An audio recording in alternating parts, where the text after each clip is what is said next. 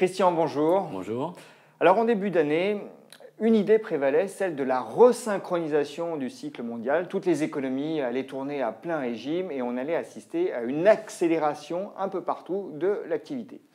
Quelques mois ont passé et depuis, on note que ce n'est pas le cas. On note même que les indicateurs avancés un peu partout dans le monde commencent, non pas à se casser la figure, mais à fléchir et qu'un ralentissement est à l'œuvre. Qu'est-ce qui s'est passé ?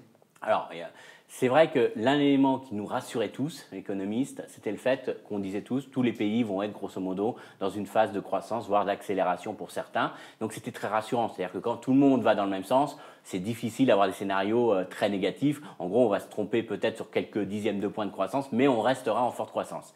Là, ce qui se passe, c'est qu'il y a eu différents éléments qu'on n'est pas forcément prévus, qui ont généré des écarts de performance entre les pays. Alors, certains facteurs sont peut-être temporaires. On pense notamment en Europe, on espère que c'est en partie lié à des conditions climatiques, ce qui n'est pas du tout évident, mais on espère que c'est un ralentissement temporaire. Mais en tout cas, on n'est pas du tout sur cette phase d'accélération que semblaient nous indiquer les données de la fin 2017. Et puis, on voit qu'il y a des chocs, hausse du pétrole, volatilité sur les taux de change, qui ont généré des impacts économiques et qui font qu'aujourd'hui, on a des pays qui sont plus ou moins en difficulté et on n'a pas forcément des signaux de reprise partout, de manière égale, partout dans le monde. Alors, traitons d'abord la hausse du pétrole. C'est vrai qu'elle a été assez spectaculaire ces derniers mois. Est-ce qu'on peut aller, selon vous, vers un choc récessif ? Alors, c'est peut-être un peu fort le mot récessif, mais c'est un vrai élément qui va freiner l'économie mondiale. Alors certes, on va dire il y a des pays qui en profitent.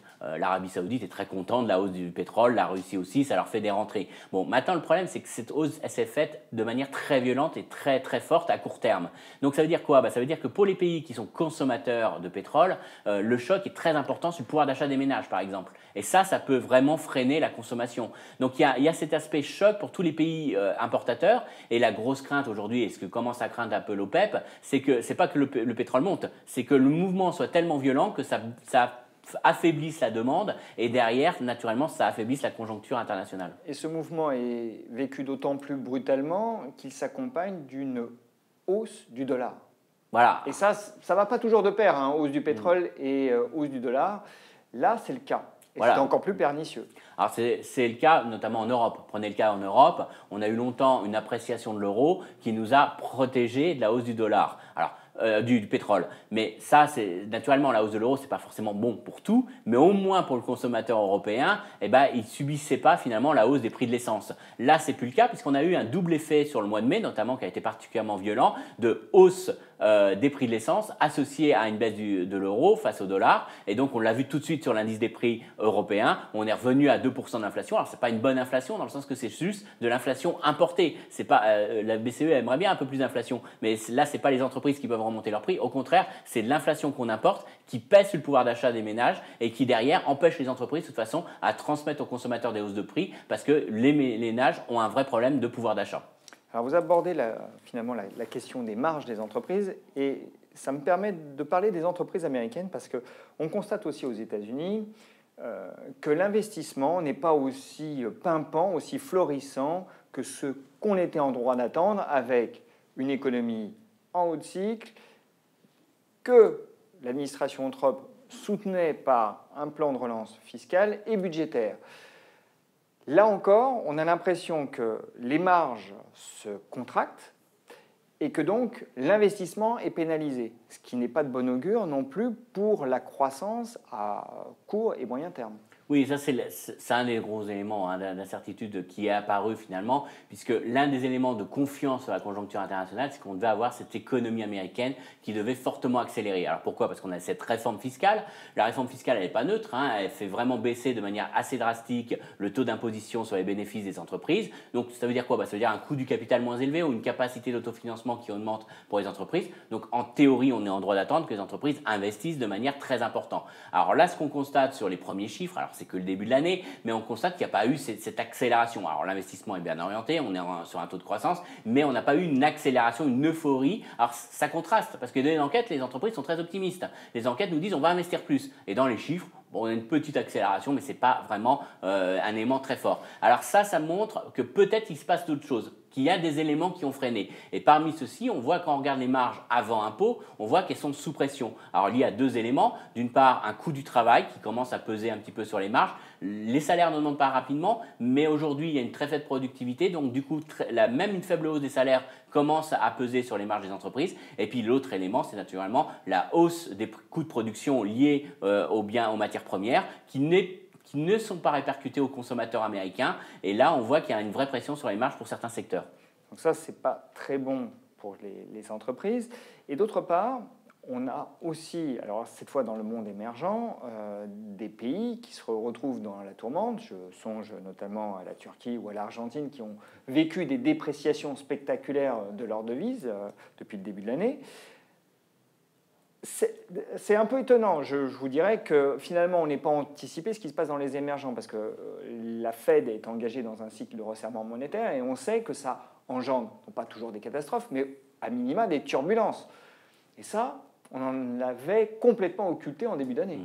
Alors c'est vrai. Il y a des facteurs purement domestiques. Hein. Si on parle de la Turquie, le Brésil, il y a aussi des éléments un peu domestiques, politiques, grèves. Enfin, il n'y a pas que l'environnement, mais très clairement, il y a un élément qui était surprenant à la fin de 2017. La Fed le mentionnait d'ailleurs en décembre dernier dans sa réunion de politique monétaire. Elle disait on a monté nos taux, il n'y a pas eu d'impact sur le dollar, il n'y a pas eu d'impact sur les émergences, c'est plutôt bien, tant mieux, hein, mais on était en droit d'attendre un mouvement.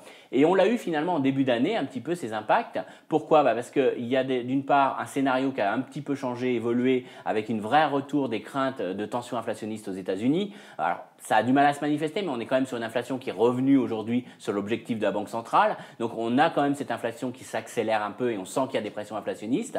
Et puis l'idée que finalement la Fed, elle va peut-être pas seulement aller sur une politique neutre, mais qu'elle va commencer à appuyer sur le frein. Et à partir de ce moment-là, tous les pays émergents qui sont encore très endettés en dollars pourraient subir une hausse des taux d'intérêt et cette appréciation du dollar, naturellement, renchérit le coût de leur dette en dollars. Donc ces éléments-là ont été de nouveau pris en compte par les marchés et c'est un facteur de fragilisation pour les pays émergents. Mais est-ce à dire, Christian, que vous n'écartez pas le scénario d'une contagion, finalement, des turbulences qui ont affecté la Turquie, l'Argentine et aussi, dans une certaine mesure, le Brésil, à d'autres pays émergents? Alors c'est toujours possible parce qu'on voit qu'il y a un environnement plus incertain. Et en général, quand on a beaucoup d'incertitudes, on voit les actifs les plus risqués. Et les émergences font partie des actifs plus risqués. Donc il y a toujours un risque de contagion.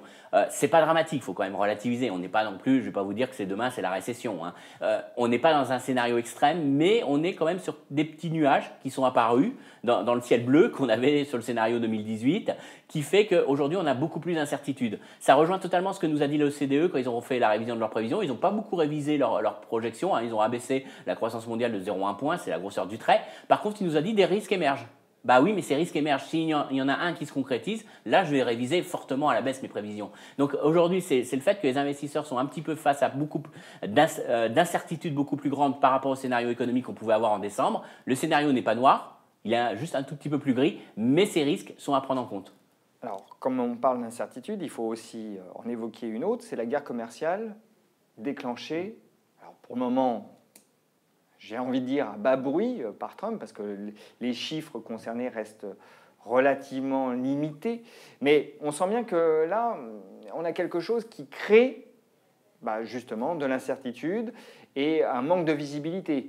Est-ce que ça peut, encore une fois, altérer l'envie, l'appétence pour l'investissement des entreprises, notamment aux États-Unis, et donc affecter le cycle mondial profondément? Je suis persuadé que les quelques tweets de M. Trump nous a coûté quelques dixièmes de croissance mondiale. Alors je ne peux pas le prouver, c'est très difficile, mais c'est clair. Regardez l'enquête IFO qui se dégrade fortement, c'est quand même au moment où M. Trump parle de taxer les voitures allemandes, de taxer l'Europe, etc. Regardez en Chine. En Chine, le retour que l'on a des entreprises chinoises, c'est de dire oui, à court terme, on a eu beaucoup de demandes, mais c'est les Américains qui sont dépêchés d'acheter à court terme. Ils nous ont demandé d'exporter rapidement parce que demain, ils ont peur qu'il y ait une hausse de taxes. Vous n'allez pas me dire qu'un industriel chinois qui a cette demande-là, qui a un gonflement de ses carnets de commandes à court terme lié à ça, il a envie d'investir énormément sur ses capacités de production. Parce qu'il se dit demain, je vais le payer très cher. Ils sont en train de stocker avant une hausse des taxes. Donc ce n'est pas forcément très positif. Et puis pour les entreprises américaines, c'est compliqué aujourd'hui. M. Trump va-t-il monter les taxes ? Oui, non. Qu'est-ce que je fais? J'investis pas? Est-ce que je vais profiter d'une concurrence moins forte? Ou alors, est-ce que je vais avoir une forte hausse des prix payés sur mes produits importés de Chine? On voit qu'on est complètement dans l'incertitude totale. Alors, on va dire que c'est politique. C'est M. Trump qui fait des tweets à des fins électorales. OK, mais on voit que ça peut très très vite mal tourner. Donc moi, je suis industriel. Je fais quoi? J'annule pas mon investissement, mais je le reporte. C'est pas une question de sagesse. Donc ça clairement, ça pèse. Alors quand notre scénario 2018, c'était reprise d'investissement mondial, reprise d'investissement des entreprises qui va vraiment soutenir la croissance mondiale et qu'on a ces facteurs de risque supplémentaires, ça peut remettre en partie en cause ce scénario optimiste. Alors en termes d'allocation, on fait quoi? Alors, en termes d'allocation, alors, je modère tout ce que je viens de dire, on est quand même dans une phase de croissance mondiale. Je ne vous parle pas de retournement mondial. Je vous parle juste, et je parle aussi de report d'investissement. Donc, on va espérer qu'on ait les élections du midterm qui arrivent très vite aux États-Unis le 1er novembre. Et puis derrière, M. Trump va peut-être se calmer sur les tweets. Monsieur Tweet. Oui, Monsieur Tweet, c'est clairement ça. Donc, on va peut-être avoir des éléments un peu pour. Mais par contre, on a gâché clairement 6 mois, à 9 mois, clairement, on a eu un petit trou d'air. Donc ça, c'est clair, c'est visible. Ça ne veut pas dire pour autant que je vais être négatif ou parler de retournement de cycle. Donc moi, je pense qu'on reste quand même sur un cycle positif. Donc on reste sur des actifs un peu plus risqués, on reste sur les actions, mais on ne va pas prendre peut-être le plus fort risque. Moi, j'aurais tendance à dire, on va sélectionner les valeurs qui ont la plus faible volatilité sur le marché action. Il faut rester action, à mon avis, plus pondéré action que taux, mais on va prendre peut-être des valeurs un peu plus défensives que ce qu'on aurait eu droit de prendre en début d'année face à un scénario qui s'annonçait vraiment très très magnifique. Donc faut intégrer ce risque d'incertitude, mais ça ne remet pas totalement en cause les allocations d'actifs. Christian, merci.